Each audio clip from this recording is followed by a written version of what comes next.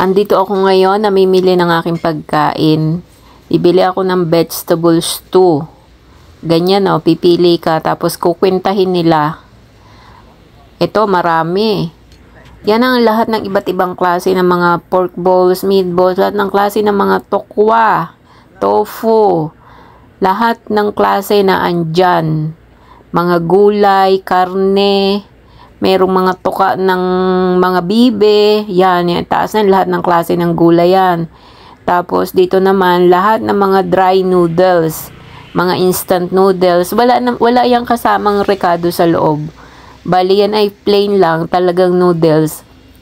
Kung anong gusto mo, kukuha ka dyan. Yan, ito naman yung mga dried na tofu. Basta gawa yan sa tokwa, iba-ibang klase. Pili ka lang ng gusto mo, ilagay mo dun sa pula na lagayan na yon, tapos mamili ka kung anong gusto mo mga gulay, lahat andyan din. Tapos, yung mga ganyan, yung mga balls na yan, mga hotdog, itlog, karne, kung ano-ano, lahat, fish balls, squid balls, lahat na. Tapos, lulutuin nila iyan sa soup. Mamimili ka kung maanghang o hindi. O anong gusto mo.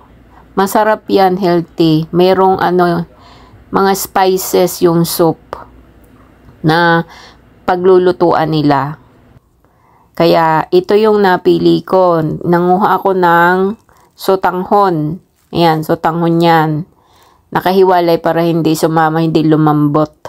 Tapos yan, ito lang yung aking napili.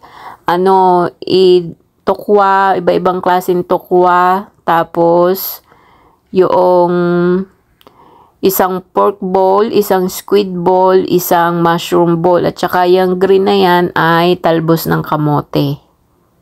Ayan.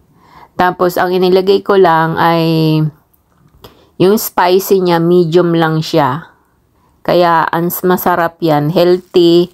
Maraming mga spices na nilalagay yan. Kaya, pag hindi ka sanay sa amoy, hindi mo siya magugustuhan. Pero, masarap yan. Kumpara sa mga prito-prito. Ayan na. Tapos, ilalagay ko yung sotanghon. Yung sotanghon, niluto din yan sa sabaw na iyan. Kaya ko ipinahiwalay para hindi siya maglabsa. Kasi pag kasama na siya sa loob, malabsa. Sa sobrang init. Yan. Kaya masarap yan. Ang cost na yan ay nasa 140 NT dollar. Mahigit 200 pesos. Kulang 300. Ayan o.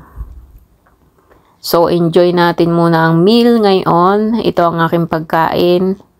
Kaya, minsan-minsan mainit. Kasi malamig na dito sa Taiwan Pasok na ang winter.